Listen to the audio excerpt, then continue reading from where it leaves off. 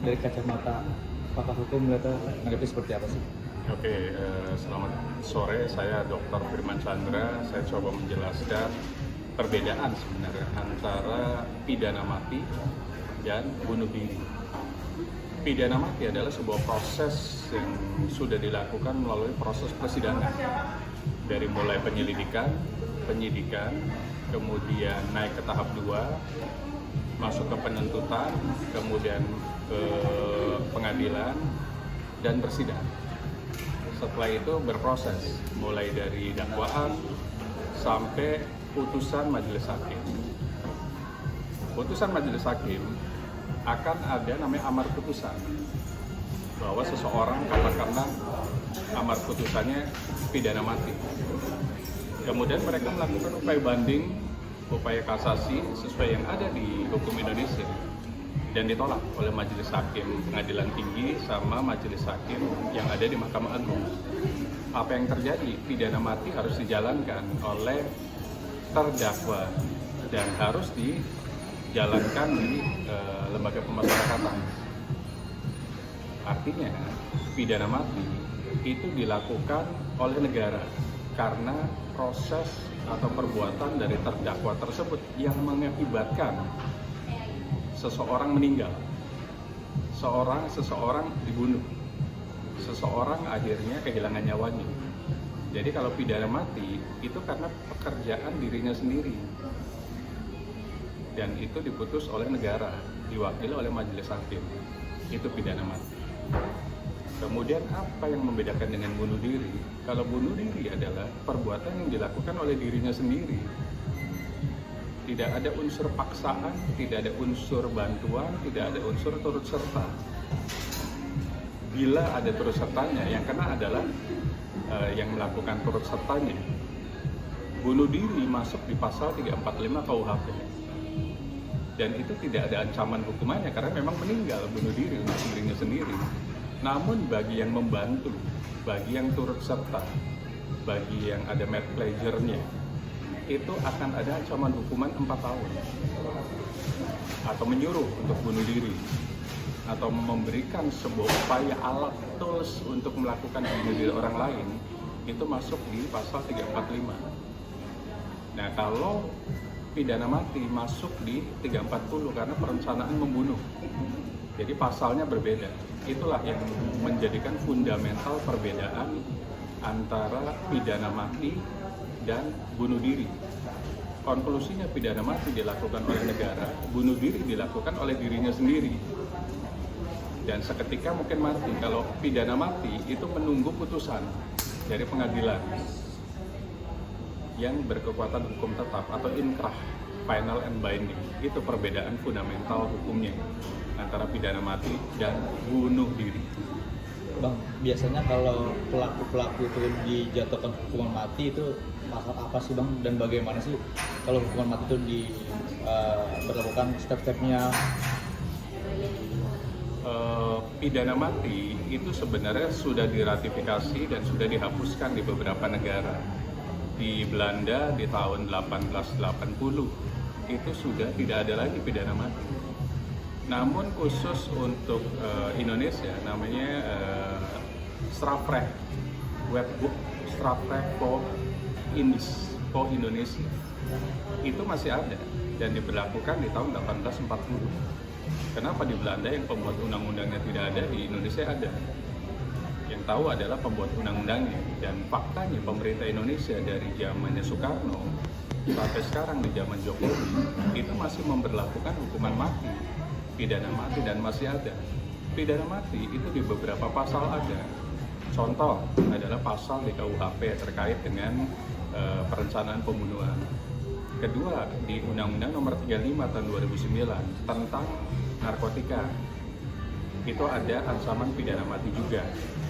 Kemudian di pidana-pidana terorisme itu ada juga pidana mati. Jadi di beberapa pasal yang berlaku di negara Indonesia pidana mati masih ada dan belum dihapuskan sama sekali. Makanya kalau kita comparison, kita menganut hukumnya sama dengan Belanda, Eropa Continental Justice System, sama dengan Prancis, Eropa Continental Justice System.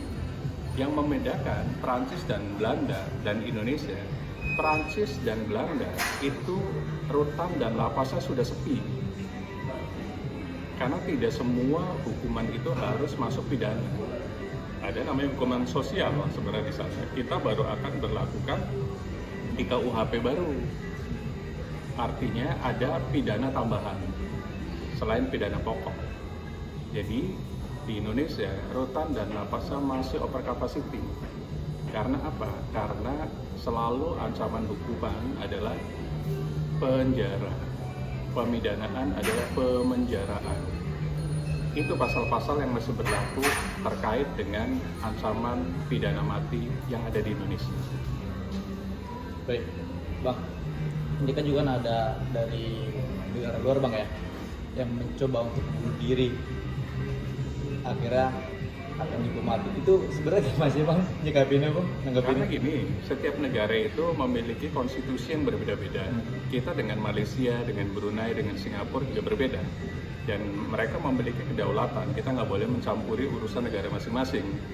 Di Singapura mungkin ada buang sampah saja sudah proses hukuman, baik denda ataupun mungkin pemenjaraan. Tapi di Indonesia mungkin baru ada perda, peraturan daerah, itu pun mungkin DKI. Ada denda siapa yang buang sampah sembarangan di wilayah strategis, mungkin itu pun kalau ketahuan sama Satpol PP misalnya gitu. Nah, apalagi kita misalnya mencampuri urusan negara lain, katakanlah di Korea Utara, Korea Selatan, itu menurut beberapa narasi, beberapa berita, beberapa dokumentasi memang masif hukuman matinya.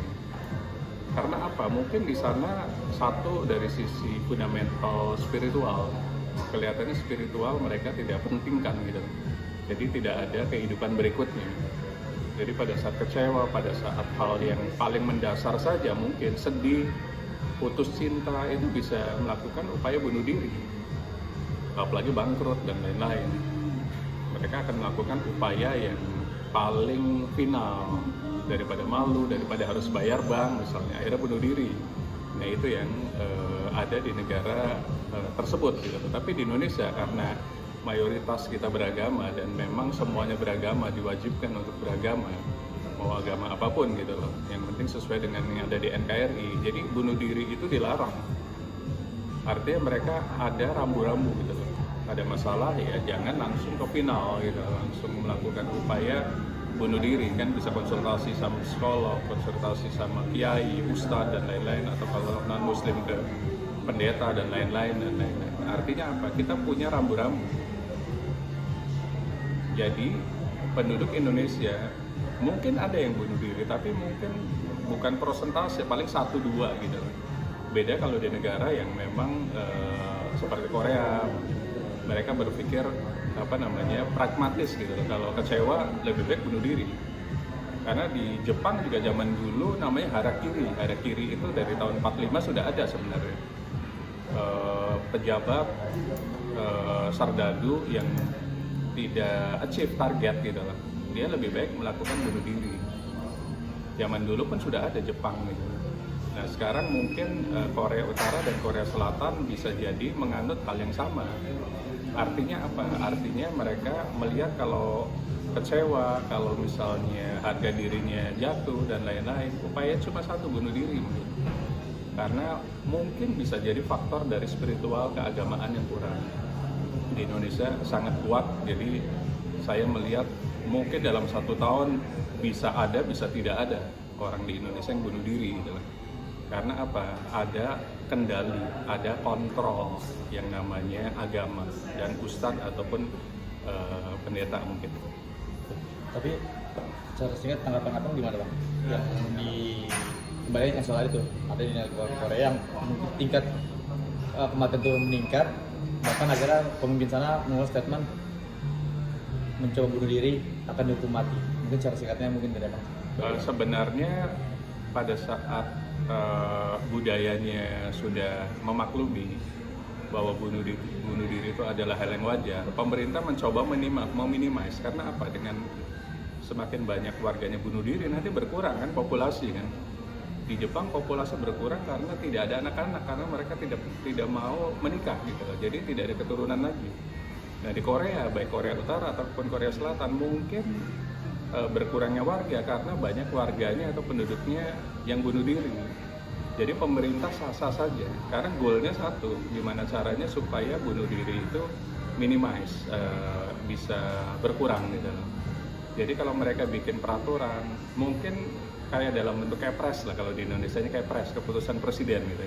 Kalau di sana keputusan perdana menteri gitu, karena memang pemimpin negaranya kan perdana menteri baik utara ataupun selatan Korea itu. Jadi mereka bikin keputusan perdana menteri bahwa siapapun yang akan mencoba turut serta melakukan bunuh diri akan langsung dihukum mati. Itu sebenarnya koridor atau alat pengontrol pemerintah supaya populasi tidak lenyap gitu loh, tidak berkurang. Karena kalau misalnya dibiarkan tidak ada kepres atau peraturan dari Perdana Menteri, bisa jadi budaya, oh bunuh diri wajar. Akhirnya apa? Penduduk berkurang. Jadi nanti Korea Utara kekurangan penduduk, Korea Selatan juga. Kalau Jepang kan sudah kekurangan penduduk, tapi konteksnya karena tidak ada atau yang menikah itu sedikit gitu.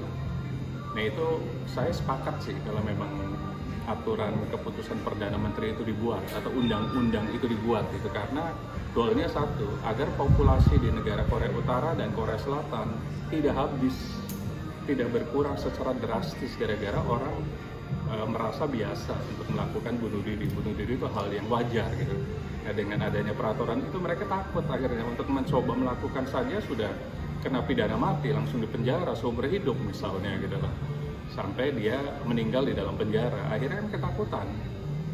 Jadi saya dukung kalau memang keputusan Perdana Menteri tersebut atau pemimpin dari Korea tersebut akan melakukan upaya pidana mati kepada orang-orang yang turut serta atau akan melakukan tindak pidana bunuh diri. Karena apa?